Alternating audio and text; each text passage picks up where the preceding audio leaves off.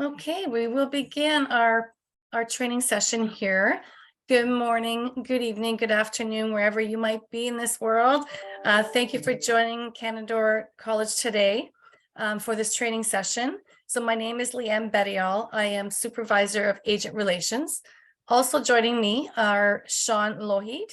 He is Coordinator Faculty for Mental Health and Addiction Program, as well as Lee Peterson. She's also within the program area. And Dr. Michael Johns, our Dean of Faculty and Human and Social Sciences. And thank you again for joining us today. Now, the focus of this program, I'm just going to move over to the content of our session today. We're going to highlight the program and what it has to offer. We'll speak about the admission requirements, the learning outcomes, placement opportunity, as well as employment prospects. This session will be recorded today. So for those that maybe some of your colleagues were not able to join us, it will be posted on our international microsite under the Your Agent Relations section of the page. Now I'm going to move it over to Dr. Johns to go ahead and take it over from here, please. Thank you, Leanne, and thank you everyone for joining us. I know for some of you this is later into the day, and so I very much appreciate that you taking the time to learn about our mental health and addiction worker program. One of the programs that I think we're really quite proud of at Canadore, and one that I think the more people who know about it, the more people are going to be interested in it. I'm not going to go into all the details of the program. I'm going to leave that to Sean and to Lee. But I do want to highlight that this is a program that not only is going to serve the community that and is certainly in need in Northern Ontario, where Canadore is located, and throughout Ontario and unfortunately around the world. This is a program where you are seeing more of a demand, and therefore there are some really important career opportunities. The other thing that's, I think, really important about the mental health and addiction program is the flexibility of it, that this is a program that once you complete it, there are all sorts of pathways that you can go. Most notably, we have an internal pathway with our social service worker program at Canadore, another very strong program within my portfolio. And that combination gives students a real advantage when they go out into the workforce. There are also pathways with universities, most notably Nipissing University, which is physically attached to Canadore with its social work program. We also have students who go to Laurentian University, about an hour away, the University of Ottawa, about 2.5, 3 hours away. And again, for social work, we also have other internal pathways, community justice services, and for those students who are interested, the Indigenous Wellness and Addiction Program. So this is a program that trains students very well. It gives them some excellent opportunities. It leads to jobs, and then it also leads to additional pathways. And so in my mind, this is one of the programs that should be very, very appealing to students who are looking to come to Canada and to take a program that will lead to opportunities as they move forward. And that's really all I want to say on that, because we have two experts with us who can really delve into the program. So I'm going to hand it over to Sean and Lee, who are going to walk you through the rest of the program. Thank you, Michael. Good morning, everyone. Welcome from beautiful North Bay, Ontario. My name is Sean Lougheed. I am a faculty member and coordinator with the Mental Health and Addiction Worker Program, and I've been teaching in this program since the fall of 2014. On this slide, what I want to address is that we have two programs here: Mental Health and Addiction Worker Regular Stream, which is a 2-year program leading to an Ontario College diploma, and the Intensive program, so Mental Health and Addiction Worker Intensive, which is an accelerated program that we offer to folks arriving into the program with prior post-secondary training. It leads to the same credential, an Ontario College diploma, but in a condensed format in 3 semesters, 10 months. Both programs what we focus on is training emerging workers for a variety of frontline practice roles. And simply what we do is we help people work with other people in a variety of situations at probably a difficult time in the client's life, probably revolving around mental health and addiction challenges. Some of the program highlights that we're going to focus on today: smaller class sizes. We generally know every student's name, by the end of the first semester. A caring faculty that are highly qualified and can speak to all the various practice situations that students will find themselves in as they work towards placement.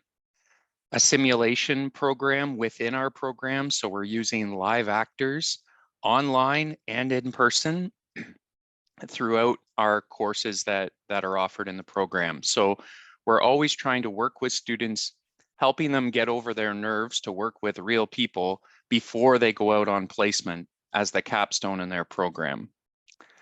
And before I hand it over to Lee, a focus on interprofessional activities. And quite simply what that means is learning how to work with other health providers and health professionals within the college, because of course we know that once the students leave the college and are involved in our community in a variety of practice roles, they're going to be working interdisciplinary with other health providers in the community. And we know, and the research shows us, that if you train together within the college setting, you're going to do better working with people out in the community, providing that nested care approach for clients that you serve as they access different services in a community like ours.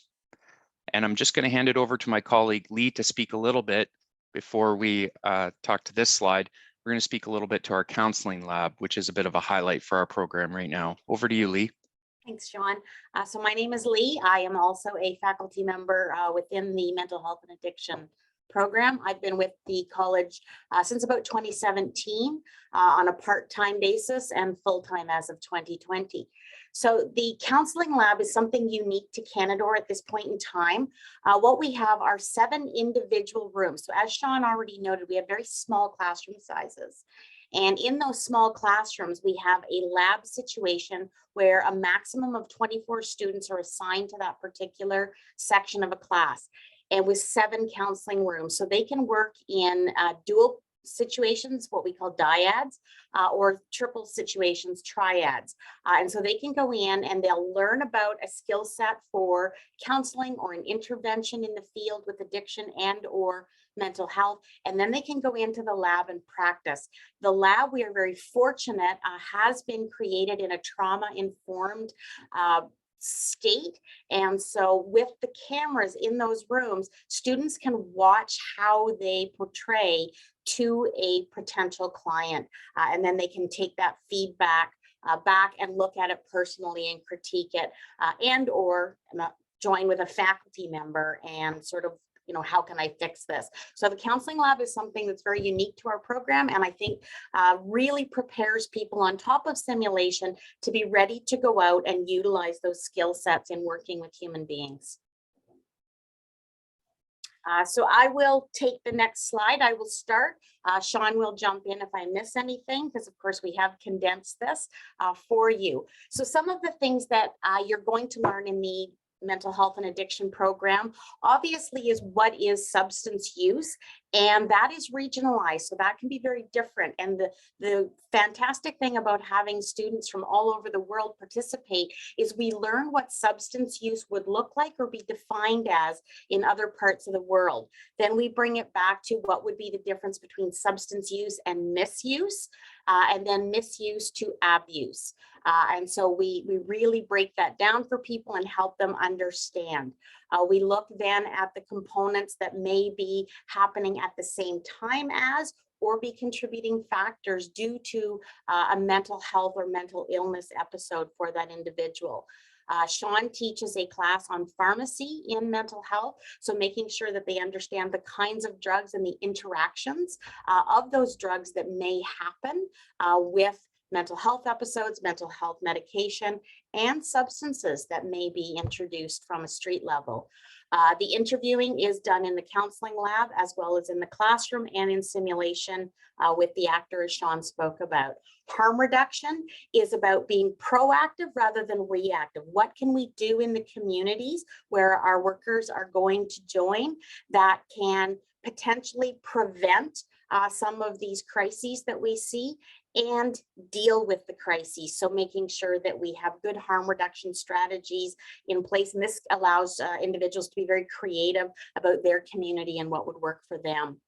Additionally, we do, as I said, look at the concurrent disorders. So when mental health and addiction are both involved in an individual's presentation at a time, we always try and remember to utilize trauma-informed care, making sure that we understand that the individual presenting to us may not necessarily tell us where the trauma or the beginning of their struggles started, but that we need to understand that trauma is often at the very root of the issues that we're going to be working with other humans. And so we look at a vast array. There's several interventions courses and counseling courses that they take to look at all angles to, as we say, load their tool belt to be ready to go out. Some of the amazing careers that our graduates have, and we have a great, once you go out on placement, many of our students, because there's such a need in the communities, many of our students are being offered work right out of their placement. So they may be case managers, which means they may be managing a variety of that interprofessional team that Sean spoke about. They may be harm reduction workers on the streets, you know, helping people set up safe practices, group facilitators in a variety of meetings, crisis intervention workers, both community-based and hospital-based. And as Dr. John's already talked about, some of our pathways that you can then go into. And I know our students tend to like the social work stream, but we also have quite a few that go into policing and criminal justice and behavioral science beyond that, just to understand humans better. So, and Sean, anything I missed? No, I think you covered it, Lee. Thank you. This was a wonderful overview. Thank you both, Lee and Sean, for really explaining and detailing the program and the requirements. I'm just going to move over to the next slide now. This slide will talk about the IELTS requirements. And so at Canadore, we have some of the lowest requirements for the IELTS. So for certificates and diploma programs, this is not this program, but it's 5.5 or no band less than 5. But for the mental health and addiction program, the requirements are 6.0 with no band less than 5.5, as well as I'm just going to note, it's important to note that for, say, there's other programs that students might be interested, the higher demand healthcare programs, those are 6.5 or no less than 6.0. Now, we also like to take this opportunity to really advise the agent network that when you are looking at the students' requirements, please ensure that they're really set up for success. You know, if a student has just a bare minimum, sometimes that's not in the best interest of the student. So really work with that student to ensure they have some good results. Now, we'd like to offer some tips for successful applications. And so when a student comes to Canada, immigration officers have the right to ask for additional information. And we encourage the agent networks, agents that work with the students, to really create a good study plan with that student and to outline what program they're looking to, pardon me, what program they're applying for or they have been accepted for. So include the LOA, that's the letter of acceptance, as well as the content. What are their plans when they're here? Do they have relatives that are in Ontario that are helping them financially as well? So we also encourage agents to ask that student, if they do have family here, to have a letter of support from that family member. That's just going to help prove to the immigration officer of the student's intent. This slide here speaks to our geographical incentives. So Canadore College offers incentives for students who originate from these countries. So you will see here, we've got some great incentives here. I'll just use Philippines, for instance. For any student that are coming from Philippines, they will receive a $2,500 award or an incentive, which is applied to the student's account upon registration. And so for each semester, up to 2 semesters, that student will receive $1,250 to their account, and so on. So I'm not going to go on with all the countries, but you will see here at a quick view all the incentives we offer. So this is appealing to the student, and of course it helps with the financial situation. I'm going to end it here. Now, we want to open up the Q&A and chat after I've done this. But right now, we just wanted to share with you the information and support for you. You can reach out to me if you want to reach out to Lee or Sean. Please reach out through the agent.relations email address, which is listed on this slide here. And just a reminder, there are a lot of resources for the agent network under our international microsite, located, of course, as part of the Canadore College website. And you have your own section here for agents. So you will find additional photos, videos, recordings, such as this one will be listed there or uploaded there, and so on. And if you want to book a meeting with me, you can always do so with this link. I just want to thank everybody who's participated here today. We seem to have a good number of participants, which is encouraging. Please have a look out for more. We're going to host a lot more of these program highlight sessions to really focus on program specifics. And if you have more questions, or if you want more information about certain programs, again, please reach out to me. We could also do another webinar such as this one to really highlight what the programs offer. So I'll stop here. I'm going to look over at the Q&As and chat to see if there's anybody here that has any questions, or perhaps Sean, Michael, or Lee, if you have additional information that we may have missed during the presentation, this is the opportunity. I'm going to stop sharing here. Okay. Seeing none, I'm just going to give it another 30 seconds. So there's no other additional questions or anything in the chat.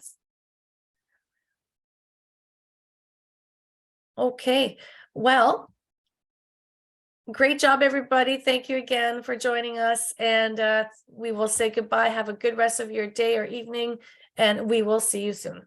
Thank you.